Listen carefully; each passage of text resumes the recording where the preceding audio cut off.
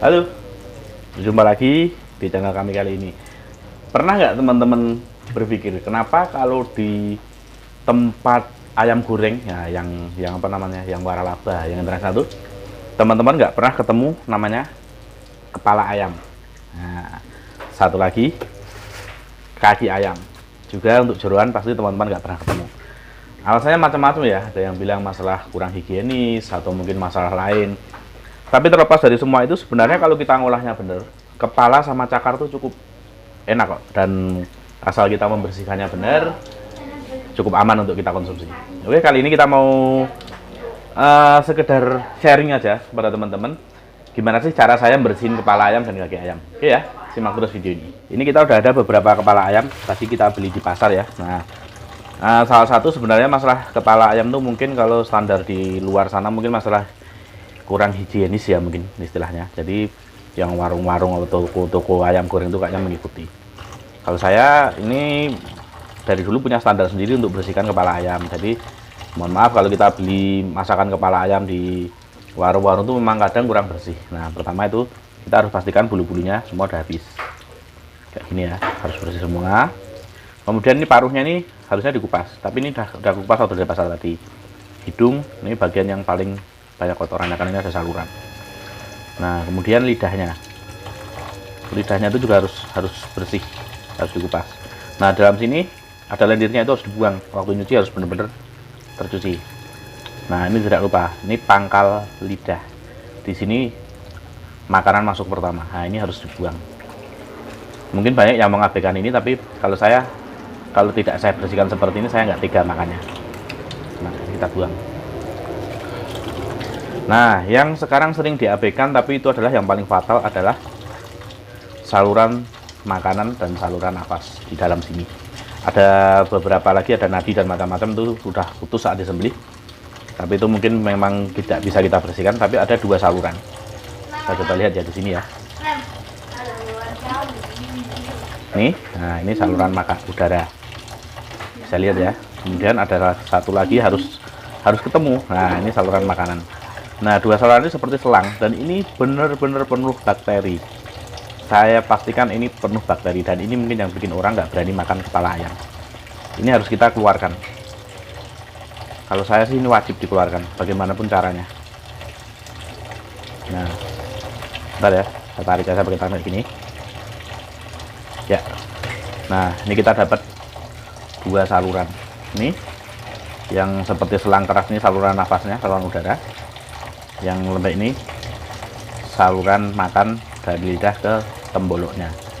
Ini bagian yang sangat tidak dianjurkan untuk ikut dimasak. Ini harus terbuang.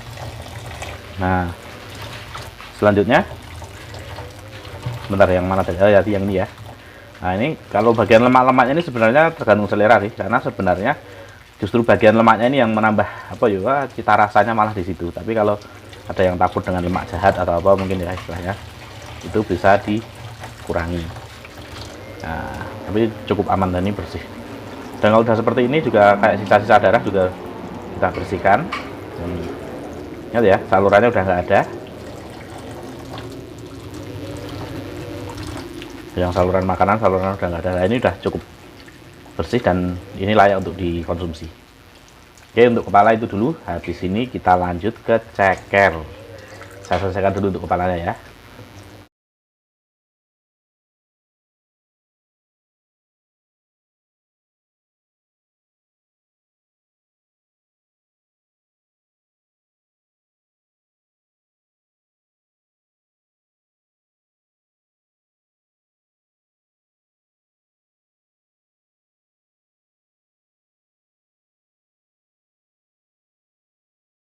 Jangan lupa kalau milih kepala ayam tuh pilih yang segar, bersih dan ya yang belum beku lah kalau bisa. Dan ini kulitnya masih segar ya. Dan kalau bisa jangan yang sobek-sobek, yang cacat, jadi cari yang utuh seperti ini. Nanti kalau dimasak juga bentuknya akan bagus. Nah, yang jangan lupa adalah dua saluran ini ya. Dua saluran ini adalah benar-benar sarang kuman dan bakteri, ini benar-benar harus disingkirkan.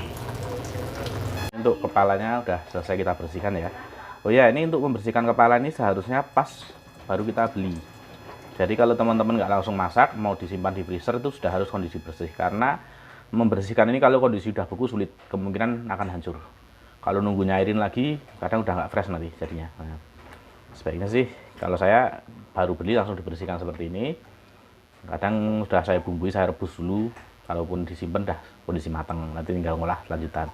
Tapi kalau teman-teman mau simpan di freezer lagi dalam kondisi bersih, juga nggak apa-apa. Intinya nanti pas masak kita nggak perlu membersihkan lagi, tinggal mencairkan saja.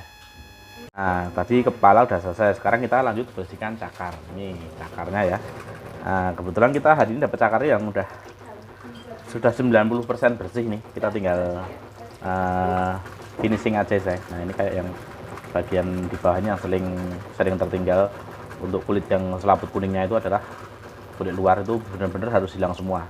Kayak kulit ari atau apa namanya, tapi yang bagian luar itu bersentuhan dengan dunia luar langsung, itu harus benar-benar dibersihkan. Dalam beberapa kondisi kulit itu sulit, kita harus potong, sayat sedikit, dibuang. Yang penting kita dapat bagian yang bersih. Nah, untuk cakar kurang lebih seperti ini.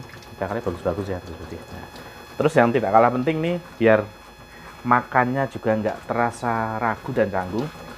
Nah, saya biasanya kalau cakar itu kukunya saya buang seperti ini. Ya, seperti ini. Nah, kan cakep bentuknya ya.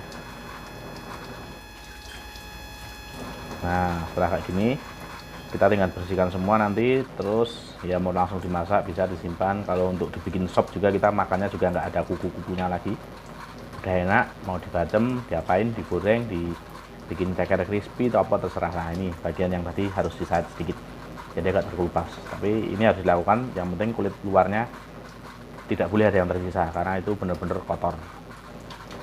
Ya, saya lanjutkan dulu untuk bersihin cakarnya ya.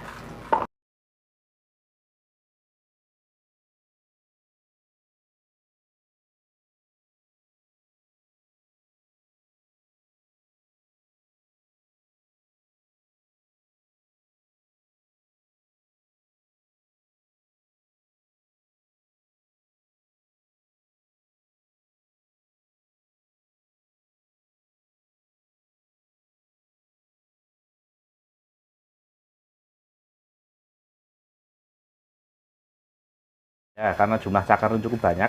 Tadi tentang cara bersihin itu kan saya pelan sekali ya, itu cuman nyontohin aja. Tapi kalau kita bersihkannya selama itu nggak selesai nanti. Jadi kita geraknya harus cepat, krek krek tes tes tes selesai. Jadi jangan diikuti pelan-pelan sambil nonton YouTube ya.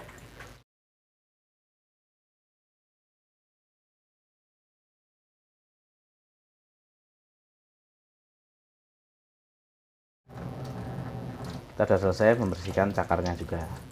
Kita tinggal bilas saja. Nah, kalau udah bersih begini udah gampang ya. Nanti mau di freezer, mau langsung diolah, mau dimasak apa saja udah bersih. Dan katanya sih cakarnya sebenarnya gizinya cukup baik kok. Ada beberapa kandungan yang hanya ada di cakar dan itu cukup baik. Cuman memang kadang kita agak sedikit mungkin takut ya, karena takut kotor. Nah, ini tadi yang udah kita bersihkan kan. Cukup bersih dan tidak ada kuku-kukunya yang menakutkan. Yang penting masaknya bener, ngolahnya bener, kepala, cakar, bahkan jeruan cukup aman untuk dikonsumsi.